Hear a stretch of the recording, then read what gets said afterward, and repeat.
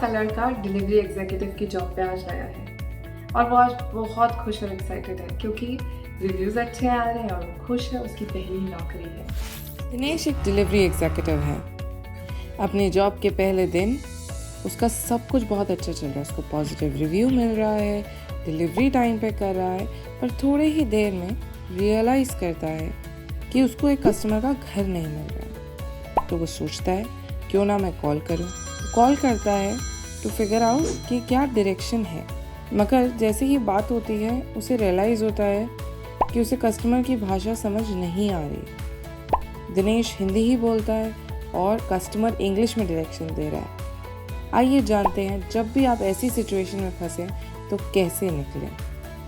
कुछ आसान वर्ड सीख लें और अपनी इंग्लिश को बेहतर बनाएं। First, we need to find out a place that is big, यानी कि कुछ एक बड़ी बिल्डिंग या बड़ी जगह ढूंढें ताकि आप कस्टमर को बोल सके मैं इसके सामने खड़ा हूँ या मेरे दाएं पे हैं या बाएं पे हैं। इन्हें हम prepositions बोलते हैं।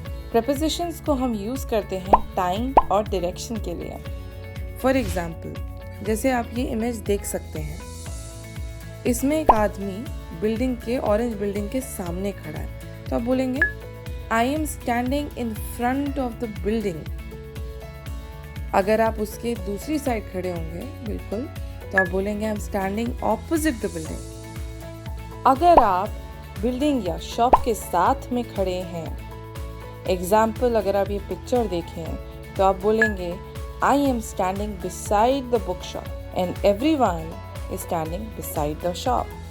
जब भी आप बाजू में खड़े हैं या साथ में खड़े हैं तो आप बिसाइड यूज करते हैं। और कॉमन शब्द जो आप यूज कर सकते हैं डायरेक्शन बताने के लिए वो हैं between, at, on.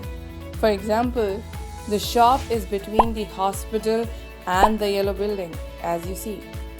It means that वो दुकान हॉस्पिटल और पीली बिल्डिंग के बीच में है। I am standing at your door, it means मैं आपके दरवाजे पे खड़ा हूँ। I am on the third floor right now, it means मैं अभी तीसरे माले पे हूँ। जब आप डायरेक्शन सीख रहे हैं, जैसे कि आपने इमेज में देखा और अभी आप सीख रहे हैं, बहुत सिंपल है। लेफ्ट मीन्स बाएं, राइट मीन्स दाएं, सीधा यानी कि स्ट्रेट।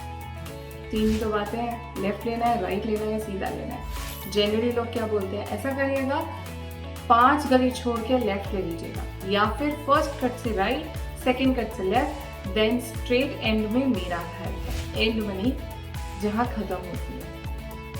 इसको अगर आप सीख जाएंगे, अगर आप डिलीवरी बॉय हैं, आपके लिए बहुत आसान है ना। जैसे ही आप बताएंगे कस्टमर को आप कहाँ हैं, कस्टमर जनरली यही शब्द यूज करेगा अपना घर का डायरेक्शन देने के लिए। अब आप डायरेक्शंस के बारे में बताना सीख चुके हैं।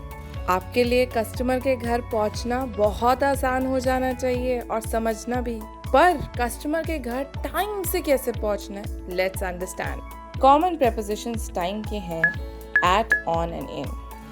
We use prepositions at to talk about clock time. For example, आप बताना चाहते हैं कि मैं डिलीवरी लेके 5 बजे तक आपके घर पहुंच जाऊंगा, तो आप बोलेंगे I will reach your house with the delivery at 5 in the evening. हम on यूज करते हैं हफ्ते का दिन बताने के लिए। For example, your delivery will be shipped on Friday. आपकी जो डिलीवरी है फ्राइडे को यहाँ से निकल जाएगी। ऑन यूज करते हैं हम स्पेसिफिक डेट बताने के लिए। फॉर एग्जाम्पल, आपसे कोई पूछे व्हेन इज योर बर्थडे, तो आप बोलेंगे माई बर्थडे इज ऑन 25 सितंबर। आप कभी एट या इन नहीं बोलेंगे, इसलिए हम ऑन यूज करते हैं स्पेसिफिक डेट्स के लिए। और हम इनको मंथ्स और ईयर्स बताने के लिए भी यूज करते हैं, जैसे कि माई अप्रेजल इज ड्यू इन जून। आपका जो अप्रेजल है जॉब का वो जून में ड्यू है, पर आप ऑन जून नहीं बोलेंगे, ऑन 26 जून बोल सकते हैं क्योंकि डेट आ गया है। आइए देखते हैं preposition ऑफ टाइम को हम कैसे यूज कर सकते हैं। एट, जब भी आप वक्त बता रहे हैं, at 5 o'clock। On, days of the week और स्पेसिफिक डेट्स के लिए, on Thursday, on 25th Jan, in months and years के लिए.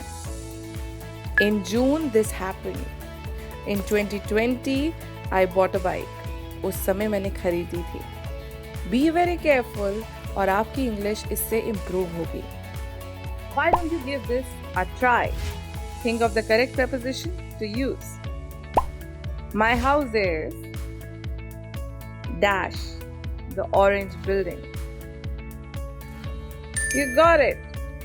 The answer is beside. You will find the restaurant dash the temple. Yes, the answer is opposite. I will go to Udupi dash January. Yes, the correct answer is in. I'll be there dash 5:30 p.m. sharp. Yes, awesome. The correct answer is at. In the next class, we'll bring something more fun. आपकी ज़रूरत की और चीज़ें और fun तरीके से सीखेंगे. Till then, अपने कस्टमर से बात करें और सब समझें और सीखें.